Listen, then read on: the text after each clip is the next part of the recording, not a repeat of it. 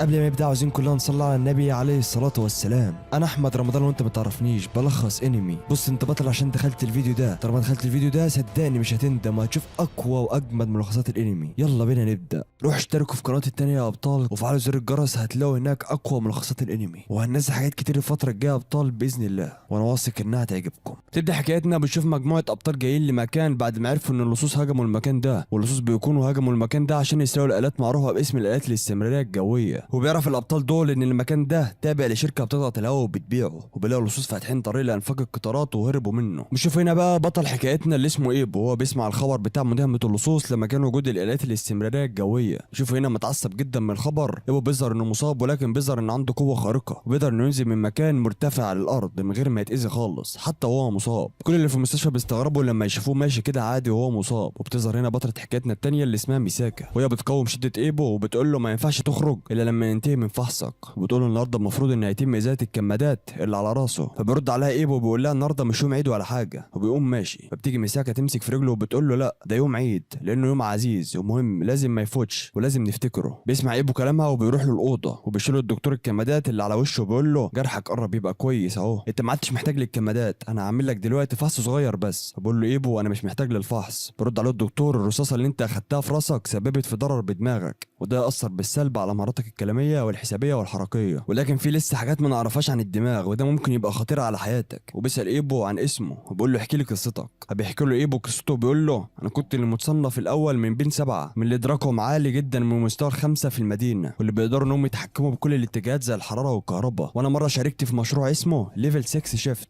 ونتيجه المشاركه دي بقى لازم اعتمد على الخرده اللي انا لابسها دي عشان اعرف اتكلم واتحرك. وبعدين بيخرج ايبو من الاوضه وبتظهر هنا ميساكا. صح يا ابطال نسيت اقول لكم ان ميساكا دي مش واحده بس، هم اكتر من اخت متسمين نفس الاسم، بيظهروا مع بعض بيكونوا عايزين يعملوا حفله في السر لايبو كمفاجاه ليه. بعد كده بيطلع ايبو ليهم وبيلاقيهم واقفين كلهم مع بعض، فبيقول لهم انتوا بتعملوا ايه هنا؟ فبيهزوا راسهم انهم مش بيعملوا حاجه. بيظهر مجموعه الابطال المسؤولين عن حمايه امن المدينه وهم رايحين للمستشفى، وبتقابل القائده بتاعتهم واحده في المستشفى هناك وبتسالهم ايه اللي حصل. فبتبدا القائده تشرح له اللي حصل وعن اللصوص وانهم سرقوا سلاح سري عشان يستخدموه ضد ايبو واللي له اسم تاني برضه غير ايبو هو المسرع. وممكن اللصوص يجوا المستشفى هنا عشان عارفين ان ايبو موجود في المستشفى وهما الاتنين بيتكلموا مع بعض. بيظهر 3 من اللصوص واللي بيترقصهم بنت بيكون معاها السلاح السري وبتدمر كل العربيات اللي موجوده في الشارع. وبيروح قدام المستشفى وبتقول قائدتهم انا عايز ايبو ينزل يقابلني، انا عارف انه في المستشفى. فبترفض قائده ابطال الامن وبتقول لهم استسلموا. وبتقوم قائده اللصوص باستخدام سلاحها بتضرب بيه الابطال، فبتتقطع ايد شويه منهم بسبب قوه السلاح. وبعدين بيحاول الابطال انهم يضربوها بالنار ولكن بيكون لابسه درع مضاد للرصاص. بيظهر هنا دخول اللصوص لجوه المستشفى عشان يدوروا على ايبو. بيحاول ابطال الامن انهم يوقفوهم ولكن ما بيعرفوش. بيتعرف واحد من ابطال الامن على اللصوص بيقول دول طلاب من الثانويه مش هينفع نضربهم عشان لسه اطفال. وبتحاول قائده ابطال الامن انها تروح تمسك اللي معاه الذخيره ولكن لما بتقرب منه بتحس بدوخه وما بتعرفش تشوف قدامها وبيقوم هو ضاربها بقوه وبيقول القتل ممنوع. وبتظهر الاخت مساكه الصغيره وهي مهتمه بالحفله، مش فاهم حتى واللصوص مدعمين المستشفى وهي برضه مهتمه بالاكل بتاع الحفله. بيحاول ابطال الامن انهم ينسحبوا لورا عشان ينظموا صفوفهم ولكن بيتزنقوا في الاخر في مكان فيه اطفال وما ينفعش يخشوه عشان الاطفال ما يتاذاش. واول ما الطرفين يقرروا انهم يهاجموا بعض بيظهر بطلنا ايبو وهو بيحطم الجدار اللي ما بينهم وبتصاب هيرو اللي هو الثالث بتاع اللصوص. وبتحاول قائده اللصوص انها تضربه بالسلاح ولكن السلاح ما بيأثرش فيه. وبتظهر ميساكا الصغيره وهي رايحه لايبو بكيس الحلاوه بتاعه الحفله لكن السقف بيقع فبيقوم ايبو بحمايتها. وبتقوم قائده اللصوص واخده كيس الحلاوه وبتهرب وبتقول لصديقتها الثانيه خد الذخيره بتاعه هيرو. وبيسيبوه في المستشفى وبيهربوا هم. بيروح ابطال الامن من جهه وايبو ومعاه صديقته من جهه ثانيه بيدوروا على اللصوص. بتكشف ان اللصوص هربت من تحت الارض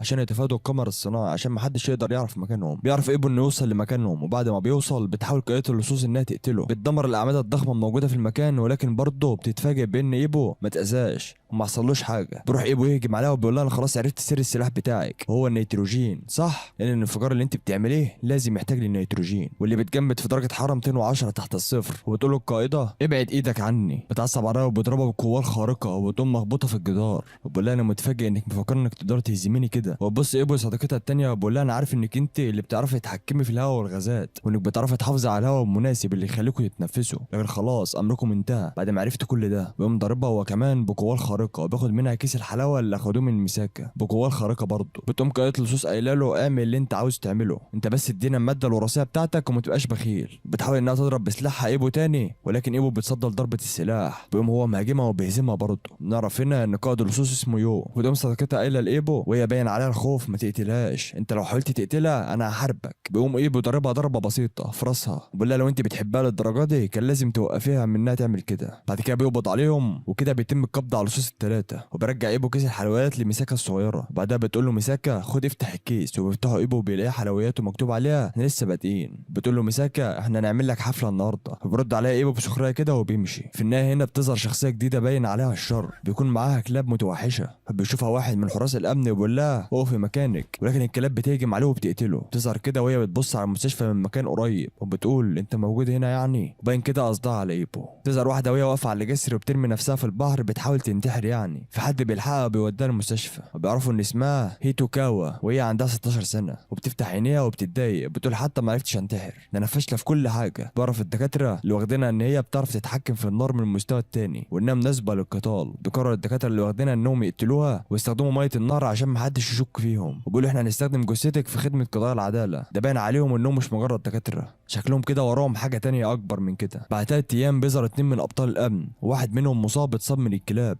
وبيديله صاحبه في الفريق حقنه مضاده للعدوى. بعد كده بتوصل واحد منهم مع احدى القوات وبيقول له احنا عرفنا المكان اللي العدوى بتاعتهم اتسللت ليه، ولكن النقطه اللي هربت ليها مش مسموح لها انها نروحها. بيقول له القائد يبقى انت قصدك المستشفى، وبيقول له ما يهمكش كمل المهم عادي، بس خلوا بالكم من المرضى والموجودين في المستشفى وخدوا حذركم كويس. وبيقول لهم خلوا بالكم من البنت اللي انتوا وراها عندها ادراك مميز بتعرف تتحكم بجثث الميتين، هتتضروا قوي لو انتوا استخفيتم بيها. بيدخل افراد الامن للمستشفى وهم بيدوروا عليها، بيلاقوا سله بتتحرك لوحدها، وبعدين البنت الشريره دي بتقوم هاجمه عليهم من ورا وبتنجح في انها تهزمهم. وبعدين بتدخل الغرفه اللي فيها ايبو، بتبان ان هدفها مش ايبو، ده هي بتدور على بنت معينه، وبتكلم ايبو وبتساله عنها ولكن مش بيرد عليها. وبيدخل افراد الامن الاوضه وبيعرفوا يقبضوا عليها، ويبان ان البنت دي هي البطله الثالثه لحكايتنا واسمها هو استر. وبيحاول واحد من افراد الامن يتكلم مع ايبو ولكن برضه ايبو مش بيرد عليه، فبقول له ماشي انت مش عايز ترد عشان ما تعملش مشكله. وبيخرج افراد الامن وهم معتقلين استر، وبيكلم واحد منهم احد القوات برضه وبيعرفوا انهم نجحوا في القبض عليها. بقول له القائد انا بعتقد ان استر ممكن تكون سلاح تقدروا تستخدموه. وبعدين بيحط استر في عربيه الامن ولسه بيجوا يتحركوا، بيجي ايبو وبيقف قدام العربيه وبيقول لهم هي البنت معاكم في العربيه، انا عايز اسالها على حاجه سيبوها ليا. فواحد من افراد الامن بيقوم رافع سلاحه على ايبو وبيقول له دي مجرمه احنا قبضنا عليها وده ما يخصش واحد مدني زيك، ارجع يلا للسرير بتاعك في المستشفى. وبعدين بيقول ايبو انتوا مش من مضاد المهارات اللي هم افراد الامن، لان افراد الامن مش بيرفعوا اسلحتهم على حد مدني كده مش معاه سلاح مره واحده. وبيرد عليه الشخص ده وبيقول له مضاد المهارات اللي انت بتتكلم عليهم دول مزيفين، احنا العداله الحقيقيه، احنا اعضاء من المجلس التاديبي، احنا كلاب المدينه اللي بيسعوا العداله. وبيقول له ابعد ولا انت عايز تتمتغ من انياب العداله. وبيقول له ايبو تعالى ورينا هتعمل ايه. بيقول له واحد تاني من الاعضاء اياك تعمل حاجه، هنا اوامر ان احنا ما نأذيش المرضى. فبيرد عليه هو مستهزأ مرضى انا مش شايف مرضى، الولد ده مجرد حشره واقفه على طريق عدالتنا. بيحاولوا يقتلوا ايبو باكتر من طريقه وباضخم الاسلحه، ولكن هو بقواه الخارقه بيعرف يتصدى ليهم وما بيقدرش يقتلوه. وبتظهر هنا استر وبتحاول تفك الحبل اللي كان عليها وبتقدر تجري وتستخبى في مكان وبتتفرج عليهم. بيفضل ايبو يضحك على ان مفيش حد يعرف يهزمه، وبتتفاجئ استر ان مفيش حد عارف يهزم ايبو خالص. بيقوم ايبو مدمر الاله الضخمه بتاعتهم بكل سهوله. بيجي بقى افراد الامن الحقيقيين للمكان اللي فيه ايبو، بتكون القياده بتاعتهم نفس القياده اللي كانت في المستشفى وكانت بتحمي ايبو، وبتقول لايبو انت واجهت وقت صعب.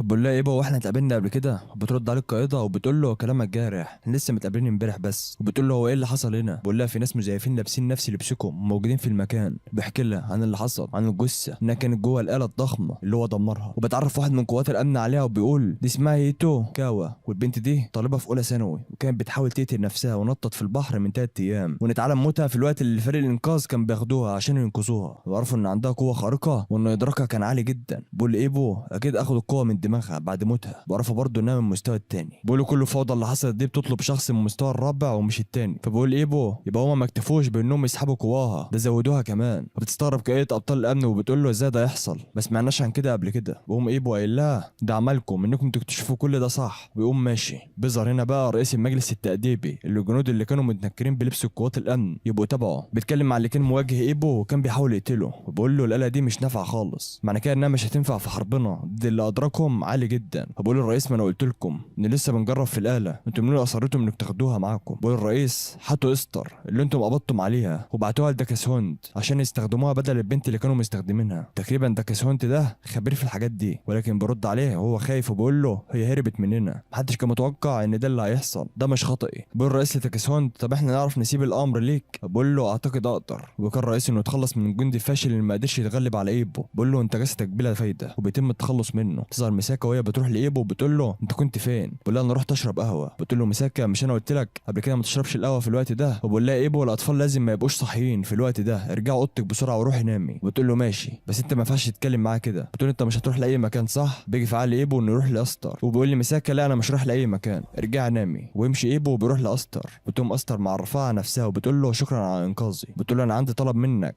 عارفه انها ممكن تكون وقاحه مني بعد ما انت انقذت حياتي، لكن انا مش هقدر اقف ضدهم لوحدي، انا محتاجه قوتك. وبيقوم ايبو مستخدم قوته ضدها وبيرفعها وبيعلقها على الحيطه وبيقول لها انا مش بستخدم قوتي للعداله، انا خليتك ترجعي هنا طيبه مني. وبتقول له لا انت مش شخصيه وحشه. وبقول لها ازاي؟ وبتقول له انا لما شفت نظرتك وانت بتبص على الجثه اللي خارجه من الاله اللي هي نموذج التابوت مش باين على عينيك انها عيون واحد وحش. وبقول لها انا اوريك الوقت ازاي ان انا واحد وحش وانا بلف في رقبتك. بتقول له ماشي اعمل كده. فبتتفاجئ وبتقول له بس انا عايزك في المقابل تعمل حاجه بقواك. وبتقول له العالم كله في خطر. بتقول له الجثه اللي انت شفتها خارجه من الاله موتها كان بسببي انا اللي كنت علمتهم ازاي يتحكموا بالجثث، بسببي انا في ناس كتير هتموت لسه، انا كنت بحاول اصلح الوضع بنفسي وبحاول يستعملوا الامر الاخير ويحولوا العالم لمستوى جديد بعد ما انت تموتني وتقطعني. حاول تعمل اي حاجه بخصوص الامر ده بالله عليك. فبقوم ايبو سايبها وبيلغي قواه وبقول لها انا بقول لك انا واحد وحش برضه بتوكليني الواجب اللي عليك تعمليه، هو انت مغبوله ولا ايه؟ بتقول له لا انا بخير. وبقول لها قولي لي على مكانهم، مكان مضاد للمهارات المزيفين دول، اي مكان هم بيسعوا اليه فانا لازم اروح هناك واحطمه. وبتقول له كل اللي انا اعرفه انهم كانوا حابسيني في مستودع كده، اعتقد انه مخبأ من مخابئهم. وبقول لها سبقيني عشان تدله على الطريق. فبتقول له ماشي. وبقول لها ايبو انت بتقولي اني مش واحد وحش؟ وبتقول له لا انت مش باين عليك كده. بقول لها انا عايز استخدم اسلوب الشرير. بنشوف ايبو واسترا وهم رايحين لمكان المزيفين بالموتوسيكل، بتفتكر استرا المستودع اللي كانت محبوسه فيه ومين اللي كان محتجزها. بص ايبو واسترا المكان وبيحطم ايبو الجدار وبيخش هو استرا وبيلاقوا آلة كبيره متسميه باسم كيوكي. بيسمع ايبو واسترا صوت الرئيس اللي كان حابسها وهو بيقول لها ما كنتش اتوقع انك ترجعي لهنا تاني يا استرا. بيكون اسم الرئيس ده هيشيغيتا وبيقول لها انت جيتي في الوقت المناسب، انا كنت عاوزك تشوفي الآلة كيوكي اكتر من اي حد تاني. فبتقول انت فاكر انك هتفلت من العقاب بعد كل اللي عملته؟ وبيقول لها خلاص الوقت عدى، انت اللي معلماني كل حاجه عن احياء الجثث، فانا دمجت الارواح الشرير للارقام لعيلتك صنعتها، انا ما بشكرش غيرك. فبتقول له استرا لازم توقف بقى. فبقول لها وانت خفتي ولا ايه؟ مش فاكره لما كنت بتلعبي بالجثث زي ما انت عاوزه؟ فبتعيط استرا وبتاع على الارض وبتقول له وقف بقى انت لازم توقف. فبيتكلم ايبو وبيقول هو انتم بتقولوا ايه؟ فبيرد عليه شيغيتا وبيقول له انت المسرح صح، انا نفسي في يوم احطك في موضوع اختبار.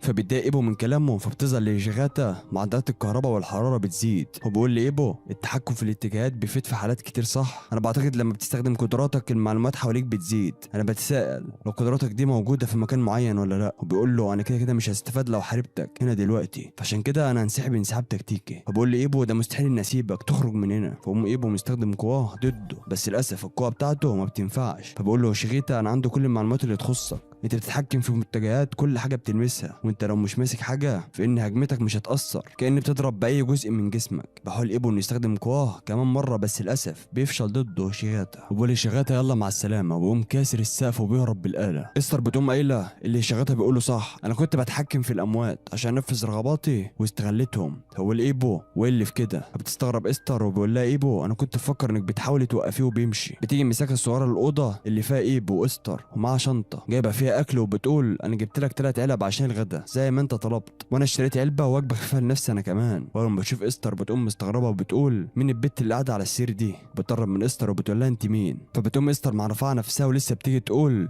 انا بستحضر ارواح. فبقوم ايبو موقف الكلام. فبتفهم استر وبتقوم قايله انا زميله في فصل ايبو وانا جاي اطلب المساعده منه. وبتقول لها مساكه اتشرفت بيكي. وبتقوم قايله انتوا مخبيين عليا حاجه ومش عايزين نعرف. بتروح لايبو وبتقول له يا خاين وبترمي ال3 علب بتوع الغدا في وشه. فبيقول لها احنا جعانين انت عملت كده ليه؟ وبتقول له مساكه احنا ممكن نروح كلنا المطعم صح؟ واعتبره اعتذار لخيانتك دي. فبقول لها انا زهقت من المطاعم العائليه، لكن بيوافق بيقول يلا نروح. بنشوف الدكتور في المستشفى وهو بيفحص هيتوكاوا البنت اللي كانت نطت في البحر وبيطلع ورقه من بقها مرسوم عليها الشعار اللي شيغاتا مستخدمه في الالات المدمره بتاعته. بنشوف ايبو واستر ومساكه وهم في المطعم وبتقول استر انا ما اعرفش اي اكله من موجودين هنا. بتفضل استر تسال عن الاطعمه المكتوبه في المنيو وبيجيبها ايبو ومساكه بيجيب لهم الاكل وبياكلوا مع بعض. بس بعدها بشويه بيقوم ايبو بيقول لهم انا هعمل مكالمه واجي لكم، ويمشي لوحده بيفتكر المزيفين اللي كانوا هاجموه وبيقول اكيد هم دلوقتي بيخططوا لحاجه خطيره. انا محتاج حد بيفهم الناس اللي ما بينوش على الخير، حد ممكن يعرف عن قضيتهم اللي بشعار MT. بيتصل ايبو بواحده اسمها يوشيكاو وبيقول لها وانت تعرفي مين هم اللي متسميين BMT؟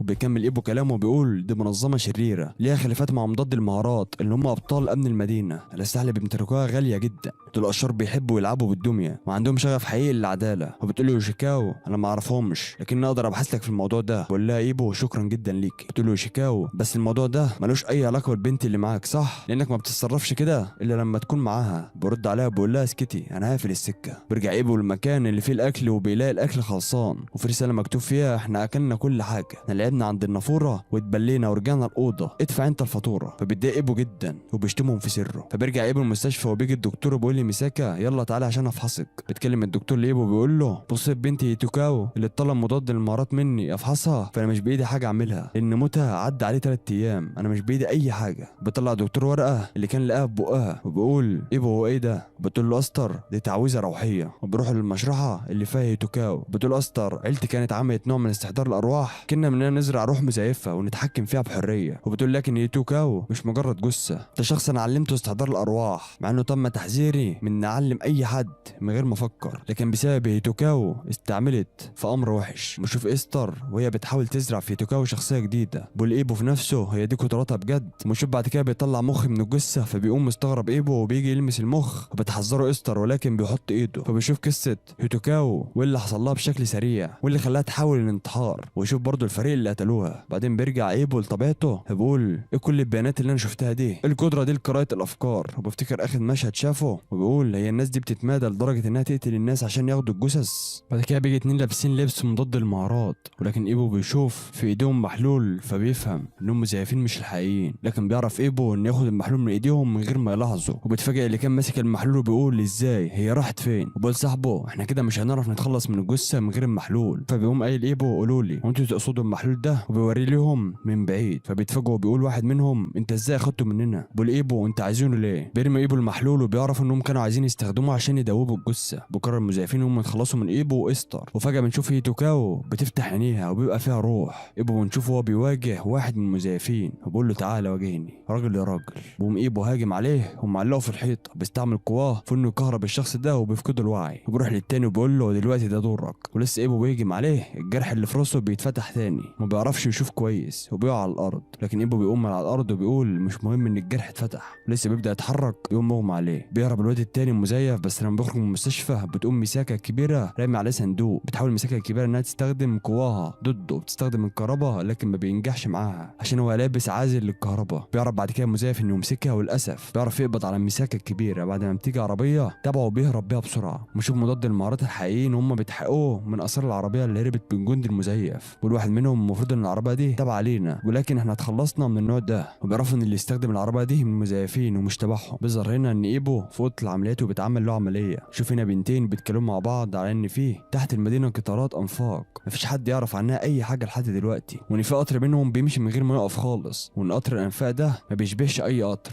بنشوف هنا هشغاتا وهو بيرن على واحد اسمه السيد مربي وبيقول له انت دلوقتي بتعدي تحت الحي المدرسي رقم 7 صح؟ انا مش مصدق ان واحد من اسم قواد المدينه راكب قطر وبيمشي طول الوقت من غير ما يقف. هو انت خايف للدرجه دي ان حد يعرف مكانك؟ بقول له السيد ده انت تقدر تنادي باسم الاصلي عادي اللي هو ناكيموتو بدل السيد مربي، وانا هناديك باسمك العادي هشغاتا. بقول له هشغاتا انا عايز اكلمك في موضوع، انا مش عاوز خطتي تتعطل بسبب مجموعه تفهين، كان في حاجات عايزه تحصل لكنها ما حصلتش وانا مش عايز حد يقاطع حركاتي الجايه. فبرد عليه انا كوني احد اعضاء مجلس حكم المدينه فانا بقدر رايك ده. بعد ما بيقفلوا السكه بنشوف ناكيموتو وهو بيتكلم عن مجموعه المزيفين اللي هم تحت اسم MT بيقول عليها انها منظمه عندها مهارات تقنيه وبتقدر تعمل اللازم. انا كنت فاكر انها تفيدني لكن هم باين عليهم خارج السيطره اساسا، ممكن يكون ده الوقت اللي تخلص فيهم منهم. دي فرصه جيده ان نختبر وحده النابشين. ونشوفه بيكلم واحده تقريبا هي المسؤوله عن وحده النابشين دي. بنشوفه هي بتجهز الوحده طبعا لاوامر نيكيموتو. بنشوف ايبو وهو بيحلم ان حواليه دم وبيصحى مفزوع. بتكون مسايه جنبه نايمه وصحت لقيته صاحي، فرحت وفي نفس الوقت اتضايقت انها نامت قبل ما هو يصحى عشان تخلي بالها منه وهو نايم. بتقول له مساكه اجيب لك اكل، ما تطلبش مني تفاحه عشان بيبقى صعب ان اقشرها. بقول لها ايبو لا هاتلي قهوه ساده. بتقول له الدكتور انا محافظتها هتبقى ضرر عليك، لكن في حالتك انا متاكده انها هتفيدك. بتقول له بس انا مش معايا فلوس، هات بطاقتك البنكيه عشان اشتري بيها. بتيجي واحده من اللي اسمهم مساكه وبتدي له ورقه مكتوب فيها في مدنيه اتخطفت انا راح انقذها. بقول لها مين اللي كتب الرساله دي؟ وبتقول له مساكه انا اللي كاتباها. وبيعرف ايبو ان اللي اتخطفت دي هي واحده من اخوات مساكه. بنشوف بعد كده يوشيكاوا بترن على ايبو وبتقول له انا سمعت ان الدكتور لازم يهتم بيك كمان، كان بعتقد انك بخير عشان انت رديت على التليفون. وبقول لها اسكتي ما عنديش وقت اضيعه، قولي انت بتتصل ليه؟ فبتقول له انا بتصل عشان الموضوع اللي انت كلمتني عليه بتاع المزيفين. وبتقول له انا عرفت شويه حاجات عن ام تي. وبتقول له ام تي اختصار للمجلس التأديبي، ده نوع من الاجراءات العقابيه، هم عاملين زي جماعه مساعده مشتركه جوه مضاد المعارات، ده اللي بيصفوا بيه نفسهم في العلن، لكنهم في الحقيقه مجموعه سريه، مجموعه وحشه برضه، هم بيلجأوا لاي وسيله عشان يحققوا اللي بيسموه بعدالتهم. المجموعه دي اتكونت من اعضاء اتوبخوا عشان يتمادوا قوي في عمليات حفظ السلام الخاصه بيهم. المشكله هنا ان عندهم متعاطفين كتير، وبيستغرب ايبو من ان في متعاطفين. وبتقول المجلس التأديبي زاد بسبب مساعده اعضاء من مضاد المعارات اللي بيشاركوهم نفس الاهداف، والمجلس زاد برضه بسبب الناس اللي بتوفر لهم الكثير من المعلومات والتقنيات والتمويل. بعد ما زاد الشر المنظمه دعت لكتير من الشر برضه معاهم علماء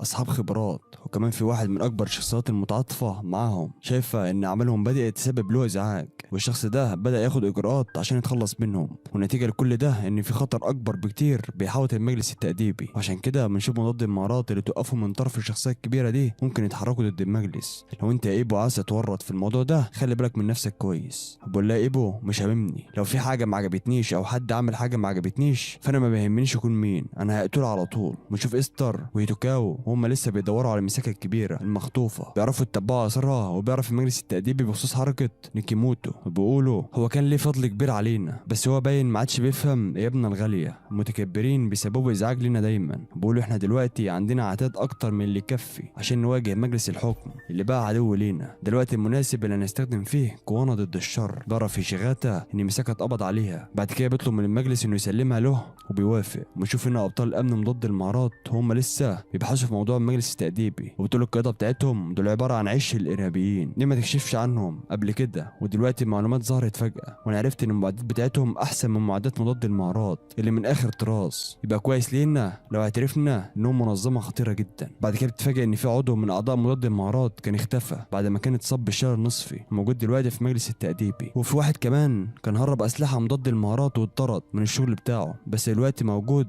برضه مع المجلس التأديبي. بتصطدم اكتر لما بتلاقي كتير من اعضاء المجلس التأديبي هم اساسا كانوا موجودين مع مضاد المعارات، فجاه في مستودع في الحي الثالث بينفجر وصل لهم انذار بده. ونشوف هنا وبنعرف ان اللي عمل التفجير ده دول وحده النابشين اللي توظفوا عشان يخلصوا على اعضاء المجلس التأديبي، وبينجحوا في اول هدف لهم وهو تدمير الحي رقم 3. واضح ان الحي ده تبع المجلس التأديبي. الوحده دي واضح برضه ان عندهم قدرات خارقه. بنشوف هنا فريق كبير من مضاد المعارات بيهاجموا مكان من اماكن المجلس التأديبي اللي متنقلين بنفس الهدوم بتاعه مضاد المعارات. بيتم الهجوم بانهم بيحطوا متفجرات على باب المكان ده، بيخشوا من الفتحه اللي بتتفتح من التفجير. بشوف جنود المجلس التأديبي وهم بيتصدوا ليهم وبيستغربوا وبيقولوا ازاي مضاد المعارات دول يعرفوا المكان بتاعنا، الاغبياء دول ما يقدروش يفهموا افكارنا العظيمه. وبشوف ان الخبر بيوصل للمجلس التأديبي وبيقولوا ان قوات المجلس التأديبي موجودين في مكان المداهمه بيحاولوا يقاوموا بانهم يستعملوا الحاويات والعربيات كمتاريس. وبيقولوا برضه ان عدد القوات بدات تزيد. بتظهر استر وهيتوكاوا هما بيدوروا لسه على الاخت مساكه الكبيره، وبتقول استر انا بوعدك ان احنا هننقذك.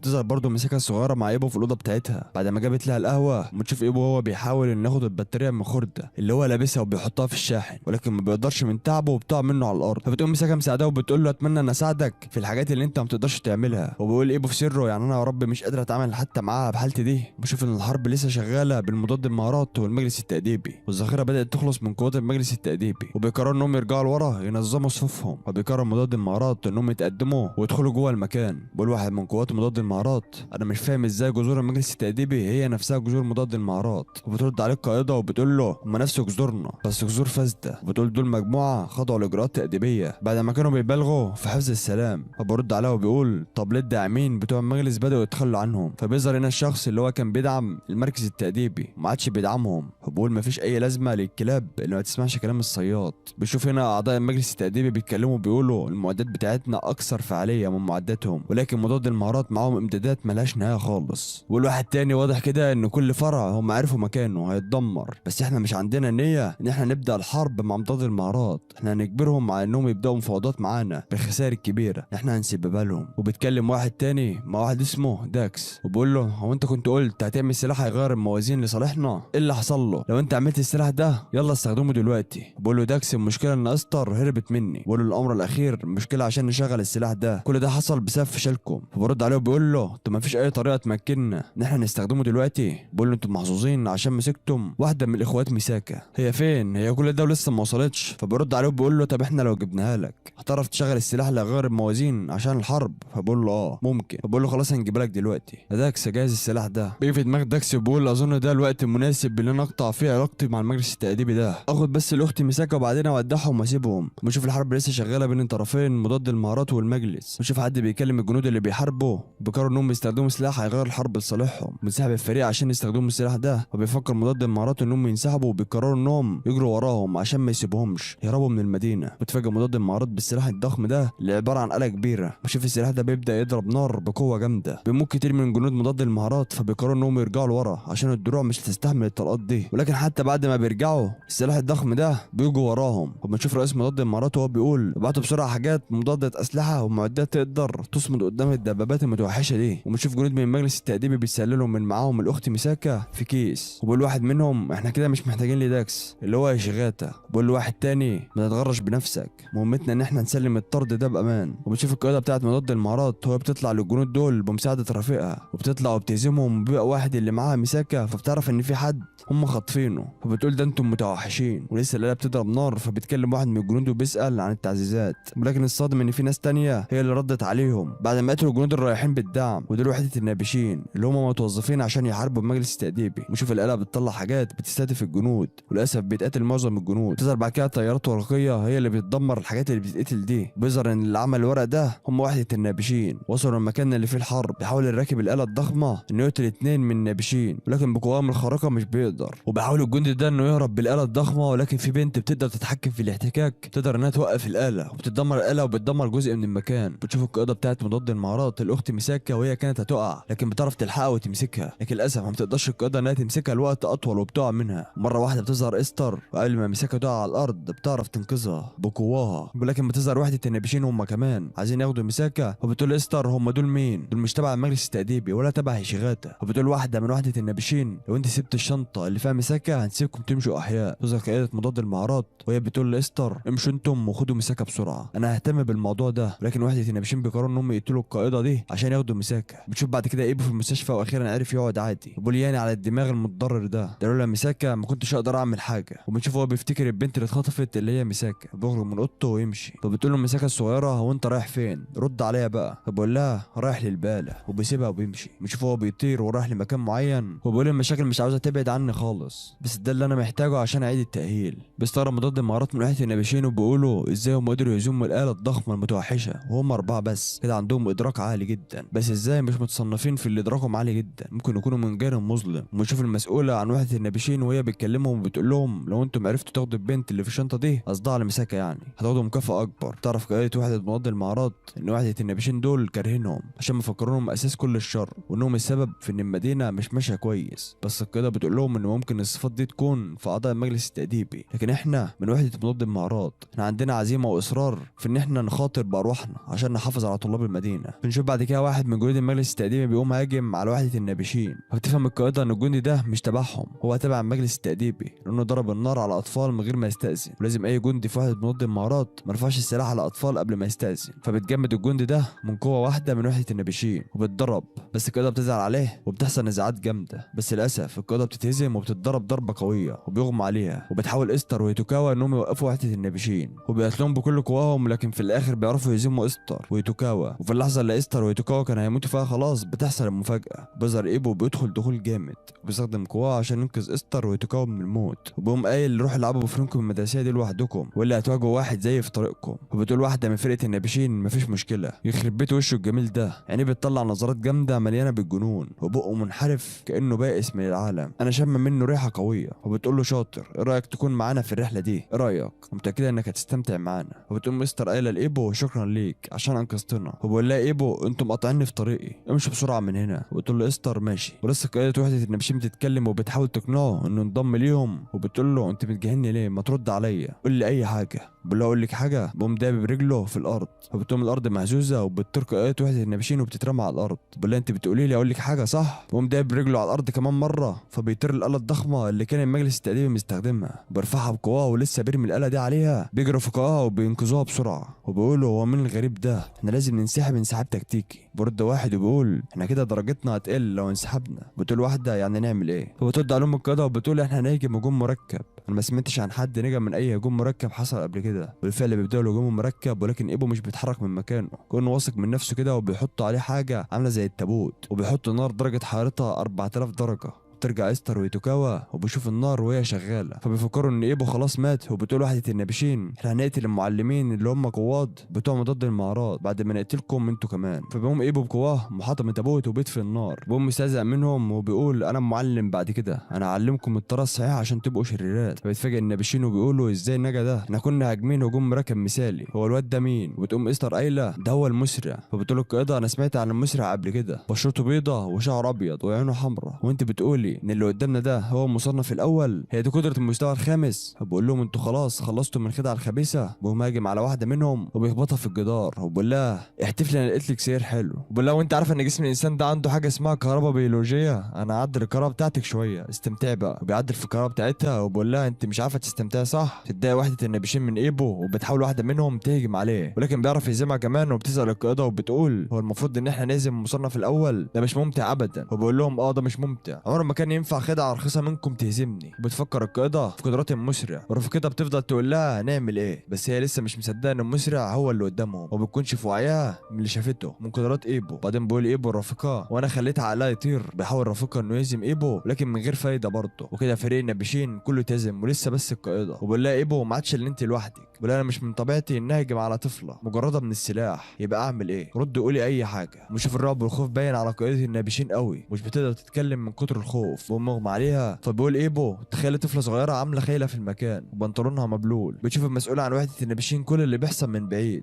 وبتقول ما بين ال2.5 مليون واحد في المدينه مفيش الا 7 بس عندهم قوه من المستوى الخامس، وانك تقابل واحد منهم كانك فزت باكبر حظ وحش. وبتقول كده مفيش مكافاه، عملتنا كده هتنخفض. بقوم ايبو محطم الكاميرا اللي بتوري للمسؤوله الاحداث عن بعد. بتكون استر فرحانه باللي عمله ايبو، بس هو بيقول لها ده ما كانش كفايه عشان اعيد التاهيل. بشوف شغيته وهو بيختبر في الاله اللي هو بيصنعها، بيقول خلاص ما عادش فيه الا ان احنا ناخد مساكه وكده هعرف ان نخلص من السلاح ده. بشوف استر وهي بتنقذ حاله قائده مضاد المهارات وبتقول انها حيه. فبقول لها ايبو هو انت تقدري تعالجيها كمان؟ فبتقول له لا بس انا بتفقد وضعها، حتى لما اعرف حالتها كان اللي اقدر اعمله الاسعافات الاوليه بس. وبتقول له لولا انك جيت ما كانش في حد منا هيفضل حي، انا متشكره جدا، انا في النهايه ما قدرتش اعمل اي حاجه. وبتروح استر برضه بتتفقد وضع وحده النابشين، وبتقول لايبو هو باين عليهم الندم انهم حاربوا واحد زيك، وبتقول انت بتنقذ الناس من الموت بقوتك. وبقول لها دول شويه حشرات مزعجه هزمتهم بس. وبتقول له لا انا بفهم من خلال النظرات انت ضرتهم، بس انت استخدمت قوتك مش عشان تقتلهم، انت بتظهر انك خشن ووحش ولكن انت بتساعد الناس. ما عرفتش اعمل حاجه الا ان وصلت للاستنتاج ده. بتروح تقول له هو انت اللي بدور عليه، بتطلب منه انه يكون معلمها، وبتقدم له قماشه حمراء وبتقول له من عاده عيلتنا ان احنا بنقدم قماشه حمراء او اي حاجه. الطالب لبسها للمعلم بتاعه، ده بيمثل ان احنا بنقدم لك اجسامنا ودمنا للمعلم. فبيقول لها طب انت ليه ما تروحيش تطلبي من قائد مضاد المهارات اللي هناك دي؟ فبتقول له لا بالله عليك ما تقولش كده، انا بتمنى منك. وبعدين بيمشي ايبو ومش بيرد عليها، وبنشوف ايبو وهو ماشي واستر ورفقاتنا عاملين يلفوا حواليها وبيطلبوا من ايبو ان يبقى معلمهم. بشوف قائده مضاد المهارات ومساكه الكبيره بيستعيدوا وعيهم، ولسه برضه استر بتحاول تقنع ايبو ان يبقى معلمها، ولكن بقول لها انا متضايق من اللي اسمه شيغاتا وده اللي يخصني، انا ما يخصنيش العالم. فبتقول له طب خلينا اكون رفيقتك وانت بتطرده. وفجاه في آلة ضخمه بتنزل عليهم من السماء، وبتقول استر ان الآلة دي مستخدم فيها السحر. بقرر ايبو انه يروح يتصدى هو الآلة، ولكن استر استر بتقول له انت بتعمل ايه؟ استنى، احنا لسه ما نعرفش قدرات الاله دي، خلي بالك. بيعرف ايبو يتصدى الاول لهجمات من الاله، ولكن بيتفاجئ ان الاله بتقدر تغير مكانها بسهوله جدا وبتطلق اله تانية معاها. فبيتكلم وبيقول هو انت مفكر ان انت تقدر تهزمني بالالتين؟ فبيسمع صوت من اله منهم بتتكلم وبتصنع اله ثالثه متوحشه معاهم برضه. في اله منهم بتمسك مساكه كبيره، فبيقوم ايبو قايل يعني ده هو هدفك صح؟ فبتطلق الاله صواريخ عشان تقتل استر ورافقتها، لكن ايبو بيحميهم برضه. وبعدين بيقوم الثلاث الات هاربين بمساكه وبيحاول ايبو يلحقهم. فبتستغرب القائده من هيتوكاوا وبتقول لها انا شفتك بعيني ميته، انت ازاي بقيت حيه كده؟ ايه اللي حصل؟ بتقول لها استر هيتوكاوا مش حيه، دي روح مزيفه بتحرك جسمها بس. بتقول عيلتي اعتبرت استحضار الارواح مهنه لها. فبتستغرب القائده وبتقول استر انت مش مصدقاني؟ فبتقول لها انا مش فاهمه انت ازاي بتعملي كده، بس انا ما اقدرش انكر اللي بشوفه بعينيا، واحده المفروض انها ميته بتتحرك قدامي اهي. بعدين بيسالها القائده هو ايه علاقتك مع الاسلحه الضخمه اللي بتهاجمنا دي؟ بترد استر وبتقول لها انا لازم اوقفهم. وبنشوف ايبو لسه بيطارد الالات الضخمه اللي واخده مساكه. وبتقول القائده انا دلوقتي فهمت اللي هم كانوا مستخدمين جثه هيتوكاوا في الاله. تعرف القائده برضه ان شيغاتا هو المسؤول عن كل ده. وبتقول استر الالات اللي هو صنعها دي ما قدرش الجسم العادي انه يتصدى ليها. ونشوف ايبو برضه لسه مستمر في مضاربه الالات. وبنشوف شيغاتا هو بيكلم ايبو عن طريق الالات المتوحشه دي، بيقول له انت واجهت وقت صعب مع آلة لنا قبل كده، لكن الالات اللي قدامك دلوقتي طورناها للمستوى الخامس. ايبو متضايق وبيحاول يهجم على آلة منهم لكن للاسف ما بينجحش. ونشوف ايبو بيقدر يضرب الآلة بقواه، بيقول له مهما طورت الالات لمستوى 5 فانا لسه برضه مصنف رقم 1. فقوم رد عليه شيغاتا وبيقول له باستهزاء كل اللي انا بستخدمهم في الالات مزيفين، انا نفسي احطك انت بدلهم، ساعتها بقى هتحصل حاجه جامده انا متاكد. وبعدين بنشوف الالات التانيه بتحاول تهجم على ايبو بالصواريخ ولكن بيقدر يتصدى ليهم، هو حتى مديلهم ظهره، وكل ده بفضل قواه طبعا. بيقول ايبو لشيغاتا انت بتعمل ايه؟ انا كنت بفكر قتال فردي واحد لواحد. بيقول لشيغاتا باستهزاء انا اسف، بخلي الالات تهرب برضه بمساكه، ولكن ايبو بيفضل يطاردهم لسه. بحاول ايبو يشوف في آلة منهم إيه اللي موجود جوه الآلة بقواه الخارقه ولكن مش بيقدر. بيقول له شيغاتا الالات دي فيها اخفاء سري بيضعف حواس اي بشر حواليه، والقدره دي بتعزز من الآلة نفسها عشان كده بتقدر تصد اي حاجه. ده ممتع يا ايبو صح؟ شوف استر وهي ندمانه وبتقول كل اللي حصل ده بسببي، انا اللي معلمها شيغاتا كل ده، وتقول انا لازم اوقفه. فبتقول لها القائده هو انت ما تقدرش تسيب المهمه دي لينا، احنا ضد المعراض.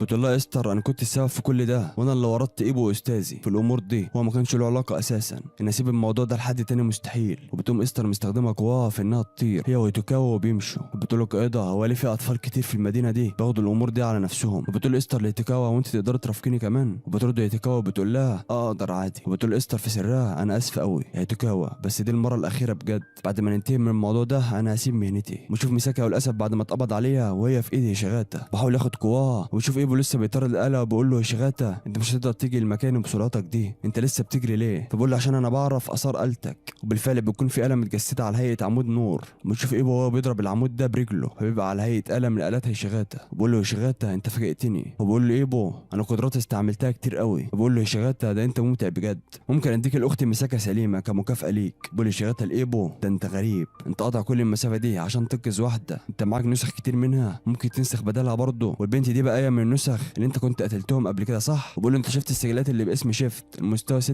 ويعني انت بعد كل ده بتحاول تظهر بمظهر البطل بانك تنقذ واحده بس؟ المساكه دي اساسا تعتبر فيران تجارب اتعملت عشان تقتلك صح؟ بقول ايبو هو انت بتقول ايه؟ انا اخدت قراري خلاص ان اكسر كل عظمه في جسمك. وبقول له شيغاتا يعني انت بترفض المفاوضات؟ يبقى خلاص هعمل فيران التجارب كفيران للتجارب واستعمل مساكه في التجارب بتاعتي. وبقول لي ايبو افضل اتكلم كده على الفاضي، انا مش هخلي لك وقت عشان تعمل كل ده. ومشوف هنا قوه ايبو بتكبر وبتتطور. بقول لي شيغاتا لا ده انا لازم انسحب، وبحاول يسحب آلته. بشوف استر وهيتوكاوا بيروحوا المكان غريب كده بس بيبان تقريبا ان ده بيت عيلتهم القديم. بتقول هيتوكاوا واحنا مش هنطرد الآلات الضخمه مع ايبو؟ فبترد استر وبتقول لا انا كده انا اعترض طريق استاذي وكده مش هنساعده. بشوف ايبو هو لسه بيجري ورا الآلات هو بيضحك بصوت عالي. بقول لي شيغاتا انت باين عليك متضايق قوي بس مش عارف ليه. بشوف استر وهي معاها سكينه غريبه عليها تعويذه وبتعمل بيها حاجه في الارض، بتقول كل اللي حصل ده بسببي. بشوف شيغاتا هو ماشي مع اخته بتقول له قول لي كده هي ايه القدرات اللي ممكن تكون عند واحد قوام المستوى 6؟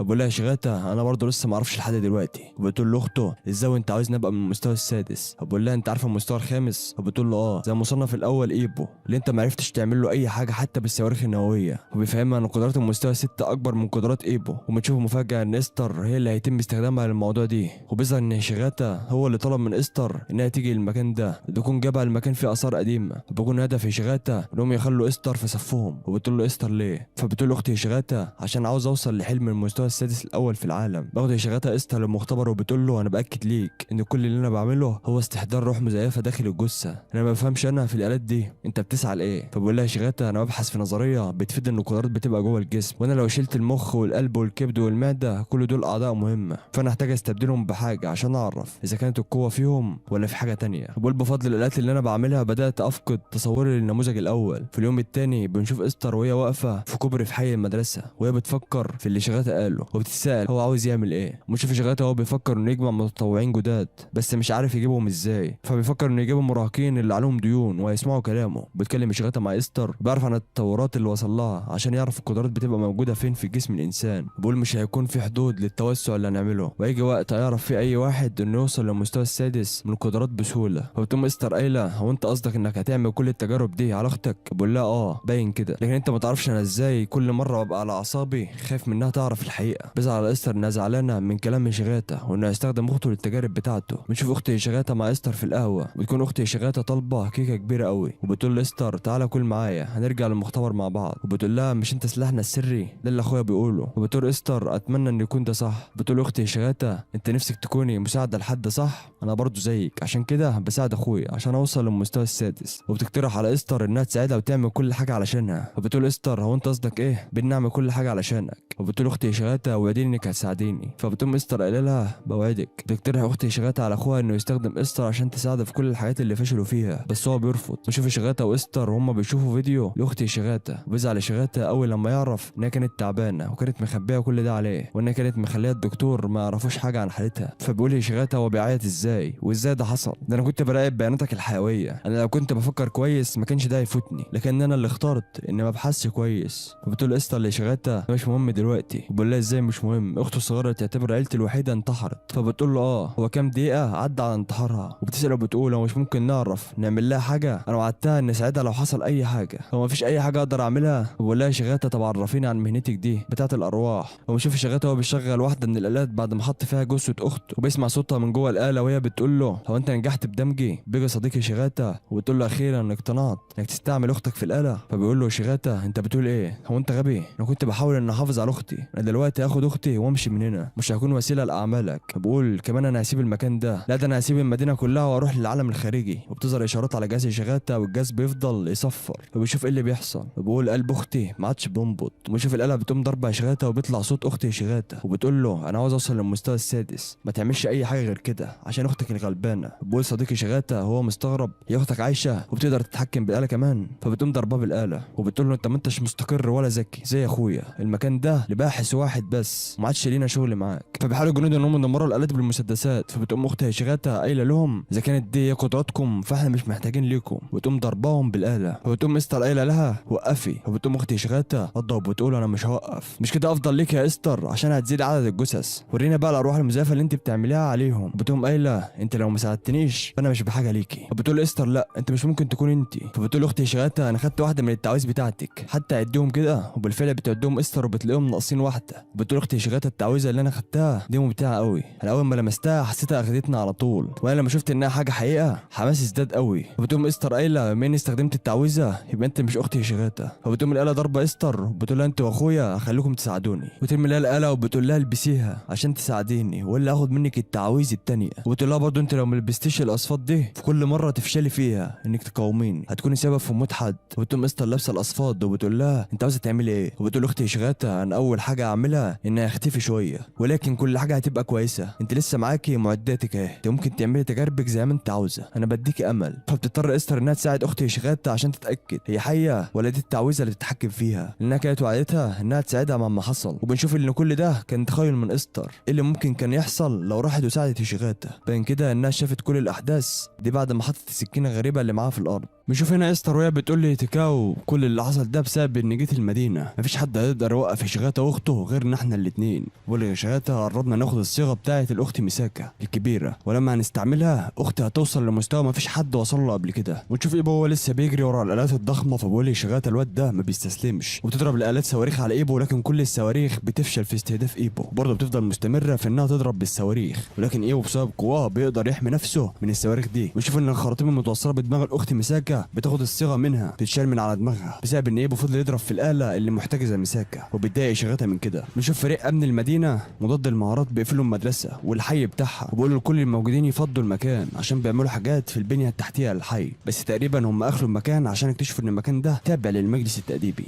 بنشوف الالات بتروح لمكان الحي ده والناس لسه موجوده وبيأمر شغلات الالات بانها تدمر المباني وبكده يعرف يبطئ حركه ايبو، لكن ايبو مش هيرضى يسيب الناس تموت قدام عينيه وبالتالي ايبو مش هيلاحق الاله اللي محتجزه لاختي مساكا. بيقدر ايبو يحطم واحده من الالات وبيقول انا اقدر اخمن في اي اتجاه مشت فيه الاله اللي محتجزه لاختي مساكا. بيظهر هنا ان الشغاتا بدل طريقه نقل الصيغه من مساكا من الخراطيم وبدا ينقل الاسلاك اللي ملفوفه على جسمها وبالفعل بتنجح الطريقه. اول ما بيوصل نقل 99% بيدهم ايبو مكره الشغاتا وبيشوف انه بيقدر ينقذ مساكا بعد ما بيستخدم القوه بتاعته. وبنشوف الاخت مساكا الصغيره وهي بتصحى من النوم وبتقول انا حسيت بانك رجعتي وقصدها على الاخت مساكا الكبيره، لكن بتبص مش بتلاقي حد حواليها فبتفتكره حلم. وبتشوف ايبو وهو بيواجه شغاتا بيقول له هو ده شكلك؟ ده انا اول ما سمعت صوتك اتضايقت منك وشك نفس النظام برضه. بقول له شغاتا اصبر اسمع بس، انت عارف انا وصلت لايه في السنوات الاخيره دي؟ ده انا عرفت اطور الالات بتاعتي للمستوى الخامس بس برضه ما عرفتش تهزمك. بيقول له ايبو وانت لسه معتقد انك هتفوز قصادي لو بحاجه بسيطه؟ وبقول له شغاتا ايوه انا قدرت تاخد ذكريات من الاخت مساكا، مجرد بس ما ركب الصيغه دي في جسم الالات انت مش هتواجه اعداء بمستوى مرضي، ده انت هتواجه اعداء هتنحني ليهم هيبقوا اعداء اقوياء انت ممكن تعتبرهم اصدقائك. فلسه شغاتا هيدوس على الزرار اللي هيعمل الصيغه في الالات فبيقوم ايبو مدمر الجهاز اللي في ايديه. فبيقول لي ايبو ده مش مهم انا مش عايز مشاكل اكتر بقى ابعد عن وشي انت والظلام بتاعك. فبيقوم شغاتا معيط وواقع على الارض وبيقول انت ضيعت اللي انا واختي بنحلم بيه من زمان. وبيقول لي ايبو هو انت اتجنيت بسبب اليأس ولا ايه؟ فبيقوم شغاتا مبطل عياط وبيقوم ضاحك ضحكه شريره كده وبيقول ده انا بضحك عليك، انا ركبت الصيغه من مده الصراحه انا كنت قلقان اول ما شفتك جيت بس انا نجحت. بيقوم ايبو مشغل الالات بعد التطوير ودلوقتي قدام ايبو اعداء اقوياء بس ايبو مش بيخاف وبتيجي آلة من الالات تقف قدامه عشان تحاربه وبيقول لها بعدي من قدامي حته خرده. وبنشوف الاخت مساكا الكبيره بتقف جنب ايبو عاوزه تحارب معاه ولكن هو بيقول لها اهربي بسرعه وبترد عليه وبتقول له لكن. فبيقوم ايبو مزعق لها وبيقول لها امشي من هنا وبتقول له مساكا انا كنت عاوز احارب معاك بس انا خايفه اكون مصدر ازعاج لك واكون سبب زعلك مني. وبقول لها ايبو انت مش لازم تخاف عليا ما تنسيش اللي انا عملته لنسخك الثانيه اسكتي ولوميني على اللي انا عملته. بتشوف ايبو وهو لسه بيهجم على آلة من الالات ولكن مره واحده الآلة بتقدر توديه لمكان تاني خالص بعيد بكل سهوله. فبتتفاجئ الاخت مساكا وبتقول وهي خايفه لا ده ايبو كده ما عادش موجود. وبتشوف ايبو في مكان تاني وبتحوطه صواريخ. وبنشوف الاخت مساكا الكبيره وهي لوحدها ضد آلة وبتكلم شغاتا من الآلة وبيقول انت اتفاجئتي صح عشان ايبو اختفى مره واحده، دي قدره جديده اكتسبتها الآلة بسبب الصيغه اللي اخدناها منك وبرضه الصيغه بتاعتك بتسمح الاتنين انهم يشوفوا بعض. وبنشوف الآلة اللي قدام مساكا بتختفي مره واحده ولسه شغاتا بيتكلم مساكا وبيقول لها خلاص الثلاث آلات قدراتهم اتطورت وبقوا ما بيتهزموش خالص، يعني فهم كده انه مصنف الاول هيموت خلاص. بعدين بنشوف الاخت مساكا بتقوم جاريه بعدين بنشوف ايبو وهو بيواجه الاتنين مع بعض وبيقول اسمع يا قائد حتتين الخرده دول انا هدمرهم لك في ثانيه وانت دورك هيجي. وبنشوف الاخت مساكا بتوصل للمكان اللي فيه ايبو وبنشوف الحرب بين ايبو واحده من الالات بتبدا وللاسف الاله بتقدر تهزم ايبو في اول ضربه. وبنشوف استر وهيتكاو بيوصلوا لمكان ايبو بيقفوا مع الاخت مساكا بتسال استر هو فين مكان شغاتا انا لازم اروح له اهزمه واوقفه واساعده الاستاذ بتاعي. فمساكا بتسالها عن مين الاستاذ فبتقول استر استاذي هو ايبو المسرع. وبنشوف شغاتا وهو بيتطور في اخته عشان توصل للمستوى رقم 6 بقول ما عادش فيه الا 20% بس ومره واحده بيلاقي الكاميرات بتفصل واحده ورا الثانيه بقول مين اللي بيعمل كده. ونشوف بعد كده استر وهيتكاو بيروحوا المقر لشغاتا بيواجهوا آلة بتعرف هيتكاو تتصدى ليها وبقول يا شغاتا هو انت ازاي تتجرئي تيجي هنا تاني؟ فبتقول له استر انا جيت هنا عشان افي بوعدي لاختك، اختك مش حيه دي روح شريره ساكنه في جسمها. بقول لها مالكيش دعوه انت هتشوف النتائج قريب. بنشوف ايبو هو لسه بيحارب في الآلة وبيقول انت حتى ما قدرتيش تخدشيني خدش حته خرده مالكش اي لازمه. فبتقوم الآلة مدمره عربات نقل كبيره وبيقدر ايبو انه يضربها ولكن بتقدر الآلة انها تستعيد قواها من تاني. بنشوف ايبو بيقوم عامل اعصار ناري من الرمل وبتقول مساكا وهو بتتفرج عليه من بعيد انه بيستغل احتكاك الرمل وبيرفع درجه حرارته وبيستخدمه في انه يعمل اعصار ناري والغرض من الاعصار ده هو تدمير الكاميرات بتاعه الآلات وبالتالي مش هتقدر الآلات تستهدف ايبو. بالفعل بنشوف الآلات مجال رؤيتها بتقطع وما بتعرفش تشوف. نشوف ايبو بيقوم مدمر واحده من الآلات بكل سهوله بيقدر برضه انه يدمر الآلة الثانيه وهو مستخدم اسيخ الحديد. وبيشوف ايبو ان في آلة من اللي هازمهم بتحاول تضرب نار عليه فبيقول يعني ما بتعرفيش تستسلمي وبيقوم مدمرها. وبيتكلم شغاتا من الآلة الصغيره وبيقول ده اللي انا كنت متوقعه من المصنف الاول، انت قدرت تهزم الاثنين انا عززتهم بالصيغه بتاعه الاخت مساكا، ده كان ليك زي شرب الميه صح؟ انت عارف يعني ايه شرب ميه؟ يعني انت هزمتهم بكل سهوله، لكن انا املي لسه موجود اني اهزمك. انت وفرت لي الوقت اللي انا عاوزه، الوقت اللي انا محتاجه عشان اخلي اختي تتطور وتبقى مثاليه. فبيتضايق ايبو وبيجري عشان يروح مكان يشغاتها، ولكن يشغاتها بيقول له انت اتاخرت خلاص، العد التنازلي بدا. فبقول ايبو هو انت تتكلم مع مين برايك؟ بقول له شغاته مش مهم، لو استخدمت الطريق المختصر انت كده كده مش هتوصل في الوقت المناسب. وشوف استر دخلت للمكان اللي فيه شغاته ومستخبيه في مكان وماسكه سكينتها وبتقول انا مش هسمح له باللي هو بيعمله ده. وبتحاول استر انها تروح وتضرب جسم اختي شغاته، ولكن بتفشل وبتطعن شغاته بدلها. ويفرح شغاته ان العمليه تمت بنجاح وبقول اخيرا المستوى السادس. بشوف هنا وفريق من مضاد المعارات وهم مداهمين مكان تبع للمجلس التأديبي، والمضاد المعارات لجنود المجلس التأديبي ما عادش فيه مهرب خلاص كده، المجلس التأديبي انتهى، استسلموا ورموا اسلحتكم. وبيظهر ان جنود المجلس التأديبي متحاصرين ومش عارفين يعملوا ايه. بقول واحد منهم ما عادش فيه فايده ومقاومه، تعال نستسلم احسن. وبرد عليه واحد تاني وبقول لا عدالتنا مش هتهزم ابدا. وبشوف هم بيحاولوا يهربوا ومضاد المعارات وراهم، وفي حاجه غريبه بتطلع وبتحوط المكان عامله زي الحبال الكبيره. بقول واحد من فريق المجلس التأديبي اكيد دي حاجه من اسلحه شغاته لاننا قريبين خلاص من المقر بتاعه. وبالفعل بيظهر ان الحبال دي طالعه من المقر بتاعه، دي الحبال اللي بيطور اختي شغاته للمستوى السادس تقريبا. وبشوف هيتيكاو واستر وهم بيحاولوا يهربوا وياخدوا شغاته معاهم، وتظهر الاخت مسكها الكبيره قدامها جزء من الحبال دي، وبتحاول مسكها انها تصدى ليها بقوتها لكن ما بتقدرش وبتقع على الارض. وبتقول قوتي ما تقدرش توقف الحاجه دي، قوتي قليله. فبتيجي الحبال دي تحوط مساكه، ولكن ايبو بيقوم مستخدم قواها وبينقذها وبيقول لها كفايه بقى تكوني موجوده هنا طول اليوم. وبيقوم واخدها وبيطير والحبال برضه بتطرده. وبيقول ايبو هي دي فكره التحول للمستوى السادس بتاعه الغبي شغاته. وبيشوف استر وتيكاو راحوا المكان كده وبيحاولوا يعالجوا شغاته. وبيقول لها شغاته شكرا ليك يا استر، انا عارف ان احنا ما كناش متفقين لفتره طويله بس بفضلك البحث بتاعك اكتمل، اختي دلوقتي اكتسبت القدره المثاليه والجسم المثالي. فبتقول له استر دي مش اختك ماتت، دي روح شريره سكنت جسمها. بيقول لها شغاته لا انا عارف اختي، حمضها النووي هو بالظبط مفيش اي اختلاف. وبتقول له انا حاولت اصدق ان هي اختك بس اساسا مفيش حد يقدر يحيي حد مات غير ربنا بس. فبقول لها شغاته طب واحنا ما سالناش ليه؟ بيعرف اخيرا ان شغاته من تصرفات اخته انها مش اخته فعلا، انها بتفضل تتكلم كلام غريب، وعرفت بنفسها انها الروح الشريره. فبيستغرب شغاته وبيقول ايه اللي بيحصل؟ وبتقول الروح الشريره اللي في جسم اخته واللي تعتبر لازم تتبع اوامر استر انها اتعرفت على كائن اسمه الشيطان، وانه لها المفروض هي تعمله، عشان كده مش هتسمع كلام السيده بتاعتها اللي هي استر. وبقول لها شغاته انت بتقولي ايه يا اختي؟ شيطان ايه؟ مفيش حاجه زي كده. شوف استر وهي بتفتكر ايام زمان وان عيلتها كانت بتحاول بكل الطرق انها تعمل حاجه زي اكتشاف كده، وكان في واحد اسمه عبيد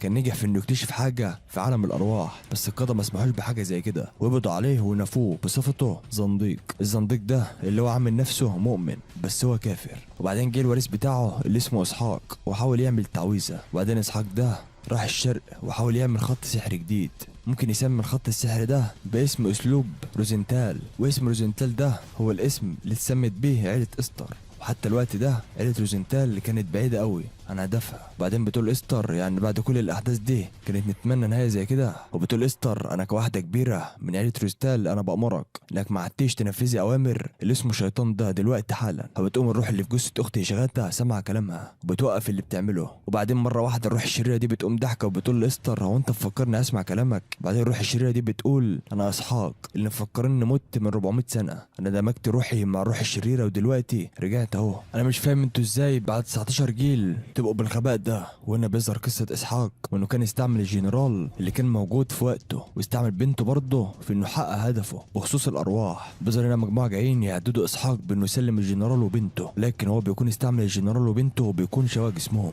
لدرجة ان الحراس لما شافوهم كانوا عاوزين يرجعوا. بقوم اسحاق قايل انا ما بسمحش لحد انه يوصف العمل بتاعي بانه بشع. وبقوم اسحاق امر الوحوش بتوعه انهم يقتلوا الحراس، وبقوم الحراس منادينه باسم الشيطان. فهو بيقوم قايل انتم لسبب ما عرفوش بتنادوني بالاسم ده، فقوم مسمي نفسه باسم الشيطان. تعرف استر ان كل الخطط الشريره دي ما كانتش من دماغ شغاته، دي كانت خطه روح اسحاق الشريره. وقوم اسحاق قايل لها انت فكر نفسك بتحب تساعد الناس لكن انت اساسا سبب موت الناس، وانت السبب في موت صديقتك اللي هي اختي شغاته. بتقوم استر زعلانه وقع على الارض وكانت لسه هتموت بسبب القوه اللي طلعتها روح اسحاق الشريره، بس هيتكاو بتنقذ استر وشغاته في اللحظه الاخيره وبتجري بيهم بعيد. وكانوا هما الثلاثه هيتاذوا من القوه اللي طالعه دي، ولكن ايبو بيظهر في الوقت المناسب وبيقول لهم امشوا بسرعه. وبيقوموا ماشيين وبيشوفوا انه بيتعمل خطوط كده وجواها دواير بتنور. بتقول قائد مضاد المعارات اللي هيحصل مش هيكون حلو خالص. وبقول ايبو الواد اللي انا كنت عايزه اقتله هو دلوقتي بيتصارع مع الموت، مش هيكون ممتع خالص ان اضربه بحالته دي. فبقول ايبو لاستر هو انت كنت عاوزه تعملي ايه؟ وبتقول له استر انا غلطانه، انا السبب في ان كل ده يحصل. انا كنت فاكر ان اختي شغاته هي السبب في كل ده، بس طلع في الاخر ان السبب هو كبير عيله روزنتال اللي اسمه اسحاق، هو بيعمل كل ده عشان يحقق رغبته. انا السبب في كل ده. طلع كل اللي انا واختي شغاته بنعمله كان بيحقق رغبه اسحاق. فبقول لها ايبو يعني خلاص استسلمتي، ما عدتش هتعملي حاجه، خلاص بقى خليك انت افضل عيطي وشوفيني انا بعمل ايه، انا هازم البتاع ده. بنشوف هنا انا كل ما بشوفش الالوان الطبيعيه وكأن اغلب الالوان اتسحبت من المدينه. وبنشوف هنا الحاجه الغريبه اللي فيها دواير بتقلب الوان، باين كده ان الحاجه دي هي اللي سحبه الالوان من المدينه. الروح الشريره المدموجه بروح اسحاق بتتكلم وبتقول ان الحاجه الغريبه دي اسمها غلم، وبتقول برضه انا عندي وقت كبير ومعايا كل حاجه انا عاوزاها، عشان كده اقدر اعمل اختبارات زي ما انا عاوز. اول ما اخلص في الغلم بتاعي مفيش حد هيقدر يقف في وشي، ما عادش فيه الا وقت قليل بس. فبيتكلم ايبو اسحاق وبيقول هو ايه كل ده؟ هو انت كنت عاوز تبقى كده؟ فبرده بيقول ايوه ده اللي كنت بتمناه. هم ايبو قايل بلاش هيافه بقى، روح اعمل اللي انت عاوزه في مكان تاني. فبقول اسحاق انت بتقول ابطل هيافه؟ ده انتوا اللي هايفين، بتحاولوا توصلوا لهدف سماوي رقم توصلوا لمستوى 6.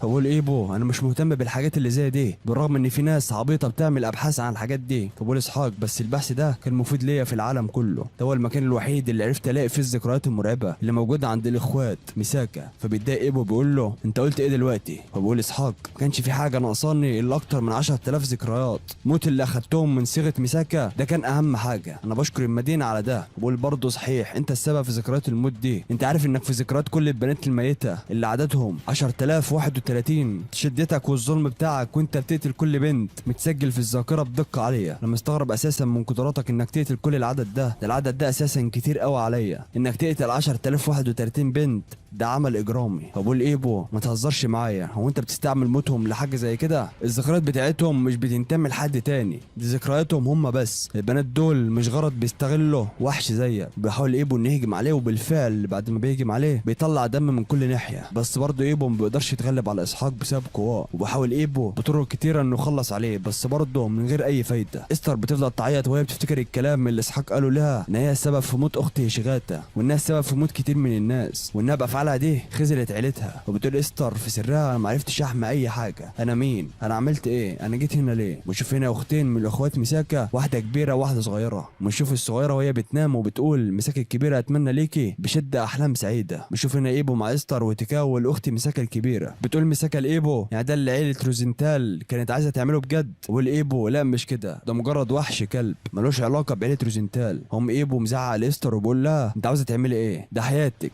اختاري انت، لكن لو انت عاوزه تتصرفي زي البطله فالمفروض تبقى عارفه انت عايزه تنقذي ايه. البطل مش بيتردد في انه يمد ايده للمساعده، مش بيتردد في الجري ناحيه الحاجه اللي هو عايز ينقذها. انت عاوزه تنقذي ايه؟ لو انت مش عارفه فانت عمرك ما هتوصل لهدفك ابدا. فبنشوف استر وهي بتبص على الصابع اللي كانت وعدت بيه اختي شغاته انها تساعدها مهما حصل. افتكر كلام اختي شغاته وهي بتقول لها وعديني يا استر انك هتساعديني مهما حصل وفي كل وقت. فبتقوم استر قايله في سرها اخيرا عرفت انا عاوز انقذ ايه. بتقول لي ايبو يا استاذي انا عندي طلب منك. بقول لها نعم. فبتقول له عشان اهزم الشيطان ده اللي بيتلاعب بالحياه والموت، عشان اهزم الوحش ده انا عاوزك تساعدني. فبقول لها انا مش ممانع. وبتقول لي تيكاو تعالي حارب معايا. بنشوف ان شغاته لسه حي. فبقول لي ايبو خليك هنا وكفر عن اللي انت عملته. وبنشوفهم ضد المهارات بيتكلموا مع بعض، هما بيشوفوا حاجات غريبه. بقول له باين عليه بيغير في شكله وبيكبر نفسه. فبتقول القائده وهم القاده ليه لسه عاوزين ان احنا نفضل نتفرج؟ لازم نعمل اي حاجه قبل ما اي حاجه وحشه تحصل. برد عليها واحد وبقول لها اصبري، لازم نستنى اي امر من القاده، ما ينفعش نتصرف من نفسنا. وبقرروا انهم بدل ما هماش عارفين يعملوا حاجه هم هيبعتوا طياره صغيره تراقب المكان من فوق عشان يعرفوا الوحش ده بيعمل ايه. وشوف ايبو ان شغاته سبقه هم ماشيين. فبقول ايبو انت ازاي سبقتنا وانت مصاب كده وجيت هنا؟ بقول انا بايدي موارد المدرسه دي وانا مش لازم اموت دلوقتي، انا مش هسمح للي عمل كل ده لاختي بانه يكسب.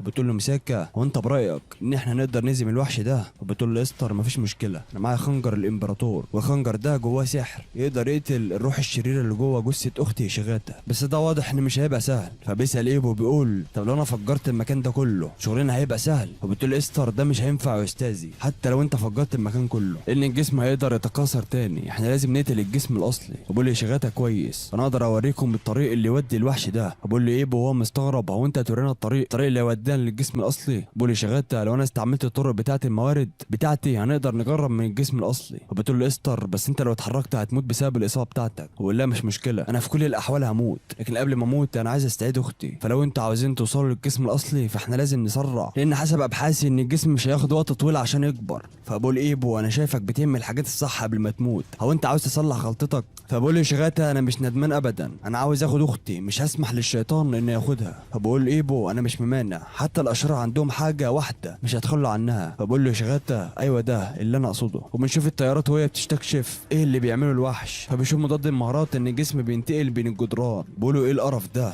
هو بيحاول يعمل ايه؟ وبنشوف هنا ان في عيون كتيره بتتفتح في جسم الوحش، وبيحس ايبو ان في حاجه وراه بس بيبص ما بيلاقيش حاجه. وبالاسحاق الواد ده احساسه جامد جدا، ده بيزعجني قوي. بنشوف هنا ان في جنود من مجلس التأديب محشورين جوه جسم الوحش ده، هم بيبقوا فرحانين انهم عرفوا يهربوا من مضاد المهارات، ولكن مره واحده بتطلع حاجه زي الوحوش كده وبتاكل الجنود، والجنود دول لما بيتاكلوا هيبقوا سبب في ان الوحش جسمه يكبر اكتر واكتر. بنشوف برضو الحاجات اللي عامله زي الوحوش دي بتحاول تاكل ايبو والرفاق اللي معاه، بس ايبو بيقدر يقطعهم بقواه. ولو ايه ده، هو بيهجم كده ليه، هو جعان ولا ايه؟ ونشوف جنود مضاد المهارات وهم بيواجهوا الوحوش دي وبيطلبوا المساعده، فبتحاول القائده تنقذ واحد منهم، ولكن للاسف وحش بياكله. ونشوف القائده بتنقذ واحد من مجلس التأديبي وبتقول اهرب بسرعه، ده مش وقت نحارب نفسنا فيه، وبيكون مع القاده سلاح قوي بيقتلوا بيه الوحوش دي، وايبو برضه لسه بيقطع في الوحوش دي، لكن مره واحده بيطلع له جثث ميتين باشكال تخوف، بيحطوا ايبو واللي معاه، ولكن ايبو بيعرف يقتلهم كلهم بضربه واحده بقوته. بيقول دي جثث ما فيهاش اي حياه، بيقوم هاجم على بقيه الجثث، وبيقدر ايبو نتخلص من الجثث اللي بتقابلهم. بيقول لو احنا كده ما وصلناش للجسم الرئيسي، فبيقول يا شغاله احنا قربنا بس الجسم بدا يكبر، التطور بتاع الجسم ده سريع قوي والوقت بيضيق علينا، وبتعمل بطاريه القوه بتاعت ايبو صوت عشان البطاريه عاوزه تشحن. وبيقول ايبو الوقت بيضيق عليا انا كمان. بوصل ايبو لمكان الجسم الرئيسي وبتقول له استر بص فوق، جسم اسحاق الرئيسي فوق اهو. ونشوف مره واحده حاجه بتخرج من مكان الجسم الرئيسي وبتطلع الوان كتير، بحاول ايبو انه يرجع القوه دي بس مش بيقدر، وبقول ايه هي القوه اللعينه دي. بنشوف هنا جنود لمجلس التأديب هم بيحاولوا يقتلوا في الوحش اللي قدامهم، ولكنهم بيفشلوا وبتاكلهم الوحوش. بنشوف ان كل ما الجسم بيطلع وحوش تاكل ناس بيبدا الجسم في انه يكبر اكتر واكتر. بنشوف وش الجسم اللي فيه اسحاق بيفضل يتغير لشكل جنود المجلس التأديبي، وبيقول غصب عنه انا هطبق العداله الحقيقيه في المدينه. بعدين بيقوم اسحاق قايل هو انا بقول ايه، هو في ايه؟ اتضح ان كل ما بياكل ناس افكارهم بتجيله غصب عنه، بيطلع صوته وبيفضل يردد كلمه العداله. بنشوف القوه اللي كانت خارجه بتختفي، بنشوف ايبو بيستعمل قواه في انه يطير لفوق عند مكان الجسم الرئيسي هو والرفاق اللي معاه. بتقول استر شكرا ليك يا استاذي انك وصلتني لهنا، انا هقدر اكمل انا اللي عليا.